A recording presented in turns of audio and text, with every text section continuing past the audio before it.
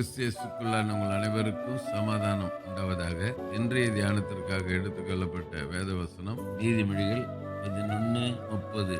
நீதிமானுடைய பலன் ஜீவ விருட்சம், ஆத்துமாக்களை ஆதாயப்படுத்திக் கொள்கிறவன் ஞானம் உள்ளவன். அல்லேலூயா. இங்கே ரெண்டு காரியத்தை சொல்றார் சாலமோன் ஞானி. ஒன்னு, நீதிமானுடைய பலன் என்னவா?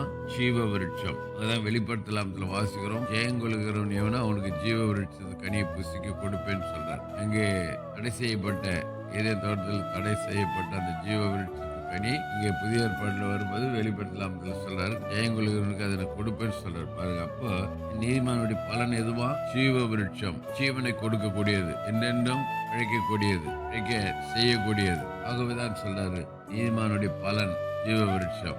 சொல்ற ஆத்துமாக்களை ஆதாயப்படுத்திக் கொள்கிறவன் யாரா? ஞானம் உள்ளவன், வைஸ் மேன், ஞானம் உள்ளவன். ஆகவே நாம் ஞானம் உள்ளவர்களா இருக்கணும்னு சொன்னார்.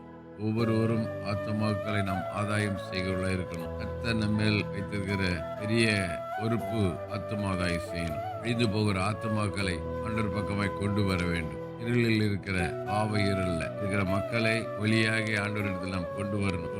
தானியல்ல கூட சொல்றாரு, ஞானவான்கள் ஆகாய மண்டலத்தின் ஒளியை போலவும் அநேகர் நீதிக்குட்படுத்தவர்கள் நட்சத்திரங்களைப் போலவும் என்றென்றைக்கும் உள்ள சதா காலங்களில் பிரகாசிப்பார்கள். பாருங்க, அநேகர் நீதிக்குட்படுத்துகள் சொன்னா ஆத்மாதாயம் செய்யறவங்க எப்படி இருப்பாங்களாம்? என்றென்றைக்கும் சதா காலங்களில் பிரகாசிக்கிற நட்சத்திரங்களை போல இருப்பாங்களாம். இல்லையா?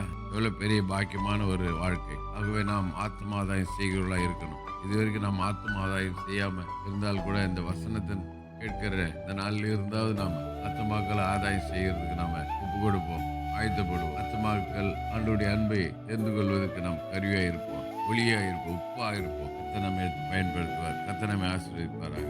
ஜெபிக்கலாம். நேசிக்கிற நல்ல தகப்பனே, இந்த நாளில் கொடுத்த நல்ல வார்த்தைக்கு நன்றி. வார்த்தை பிறகு நாங்கள் ஆத்மாதாயம் செய்கிறவர்களாய் மாறுவதை காத்துக்கொள்ளும் வேண்டும். இயேசு நாமத்தில் ஜெபிக்கிறோம் நல்ல பிதாவே, ஆமென். நம்முடைய கர்த்தரும் ரட்சிகருமாகிய இயேசு கிறிஸ்துவின் கிருபையிலும் அவரை அறிகிற அறிவிலும் வளருங்கள். அவருக்கு இப்பொழுதும் என்னென்றைக்கும் மகிமை உண்டாவதாக. நம்முடைய கர்த்தராகிய இயேசு கிறிஸ்துவின் கிருபை உங்கள் அனைவரோடு கூட இருப்பதாக. ஆமென், ஆமென், ஆமென்.